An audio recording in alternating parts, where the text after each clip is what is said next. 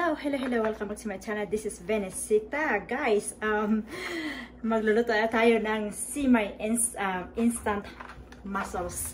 Ito yung tahong na nabibili dito. So meron kaming nabibiling fresh na tahong dito, guys. Kaya lang they come in a 2-pound bag, so about mga a little less than 1 kilo. So mga 2 pounds na na mussels. Fresh siya. Kaya lang mas gusto ko ito, luto na to. I mean, hindi pa siya luto. Pwede siyang i-microwave, seasoned na siya. At saka yun is white wine and garlic mussels. So pwede siyang ilagay sa microwave. Tatanggalin mo lang siya sa lagayan. Ito, pakita ko sa inyo. Ito, seasoned na siya. Yan o, naka-seasoned na siya, guys. Frozen.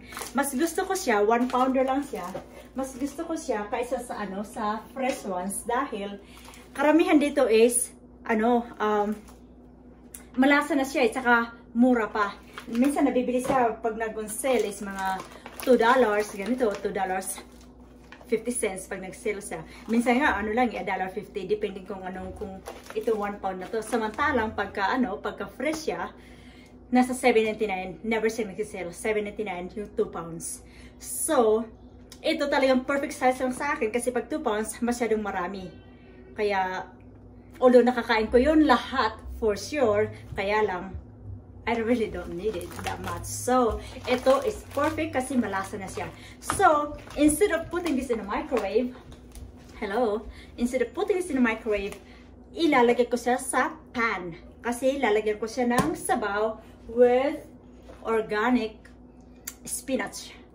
So, yun. Since tayo masarap ang tahong na may konting sabaw, yun. Tsaka malasa na to sa kaya hindi... Okay. It's over there, love. Sorry.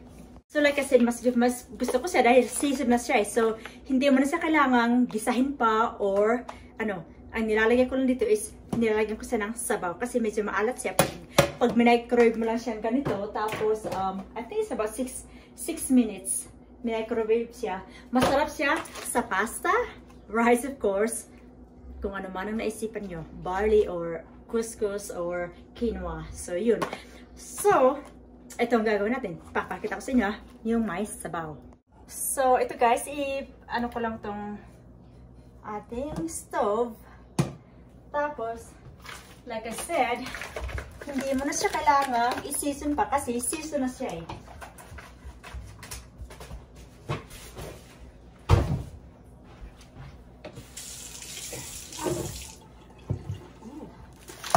Sabihin na natin sa ilagay.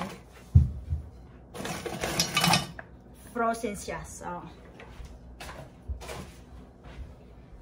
yan.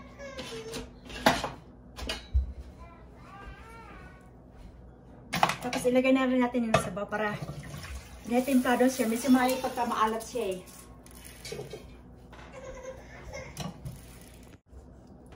So, bali ito itsura niya guys. Pakuluin na natin siya.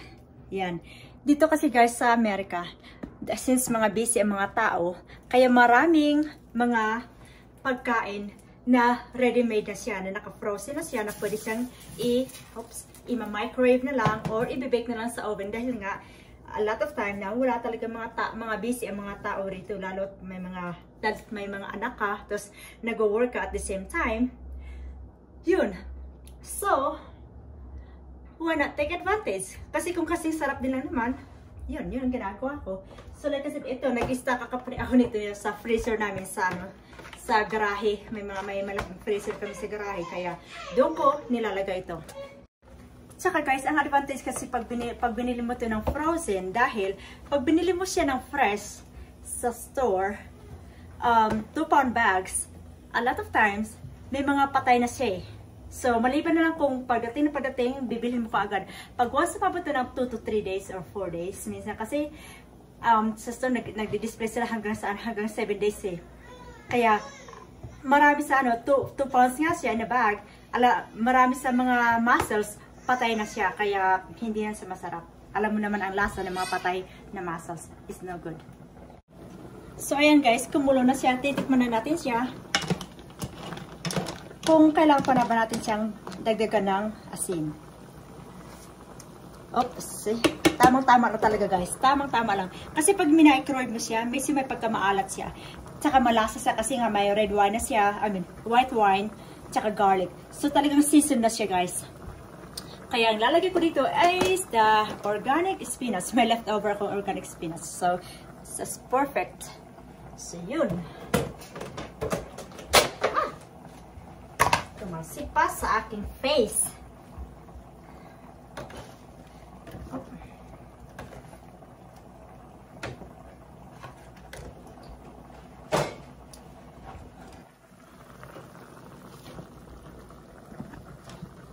Ayan, masarap to guys, promise. Masarap siya. So, parang ginisa mo rin siya. Hindi ko na sa kailangang gisahin nga, like I said, dahil flavored na siya, season na siya, kaya yun. Malasa na talaga siya guys. Mukhang kulang ang aking spinach, pero okay na, kasi ako lang naman, tsaka yung anak ko. Masarap tong tahong ilagay. Pag ako kumakain nito, nagluluto ako, minsan 2 bag ang inaano ko, box. Para sa asawa ko. Kasi nilalagay ito sa pasta. Sa akin naman, syempre rice. So, ang anak ko, mag-decide na siya pasta or rice. So, ayun. So, guys, tikman natin ha. So, bali ito na guys, ang ating tahong. Ayan. Ano ba yun? Okay. Ayan. Ito na. Ang sarap-sarap. O, diba tama lang? 2 tao, pero sa akin isa lang. 1 serving ko lang to guys, kaya I'm not gonna lie. So, hindi masarap. Kasi konti lang naman talaga laman nito eh. Kaya, you liked it? Alright. Binigay ko sa yung anak ko eh. So, ito, ayan guys. Painan na. Ay, nakalimutan ko gumawa ng sausawan. Wala eh, wala time. At yung orange juice natin. Oh. Sarap. Sarap, sarap.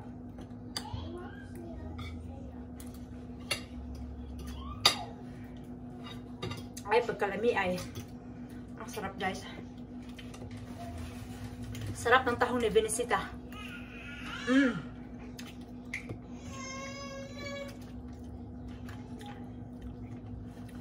Sarap talaga siya guys. Like I said, hindi mo na kailangan siyang gisahin. Hindi kasi season na siya eh. Kaya mura na, masarap pa, o diba? Saka dali-dali lang gawin eh. Paghihirapan ko pa sarili ko, mga anak ko umiiyak sa background, kaya yun.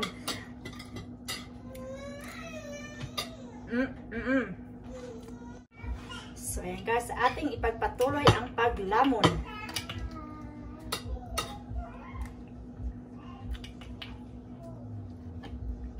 Ang sarap talaga guys. Murang ulam. Para ka na rin bumili ng sardinas. Hindi rin naman. Pero ang sarap. Alam mo naman kung gaano kasarap ang tahong. Eh, lalo season na to, kaya lalong mas masarap.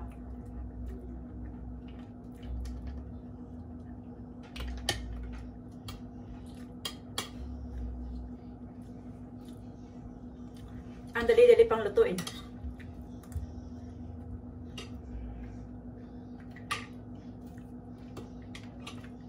Ayun guys, samahan niyo lang ko ha. Makikain na rin kayo.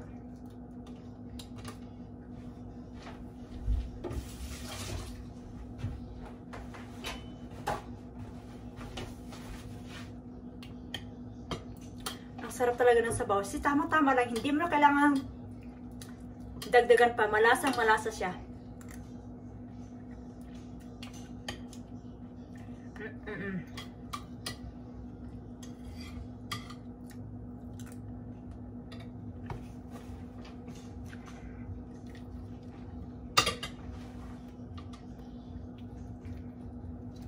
Dito na ako kakain dahil magugulo ang mga anak ko doon eh. Kaya yan. Yan.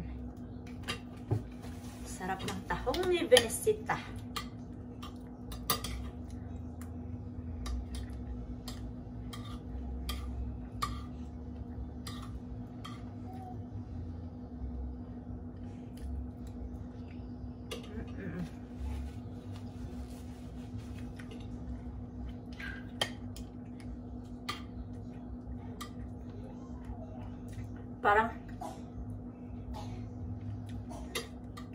late lunch ko na to guys. Early dinner.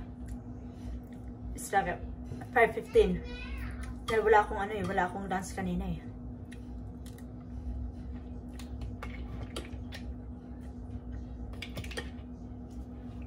Ang sarap-sarap talaga guys. Sarap. Ang sarap-sarap. Ayan o. Kaya pag nag-sell itong tahong na ito guys, minsan 10 box ang binibili ko. Dahil, very convenient eh. Masarap pa.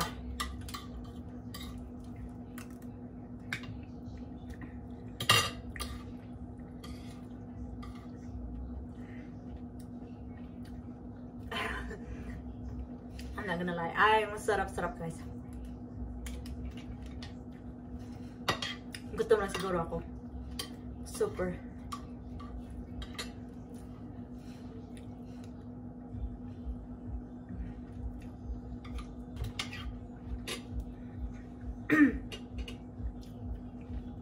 Okay. Thank you guys for watching. See you in my next video, okay? Don't forget to like and subscribe. Venicita. Cheers. Bye-bye.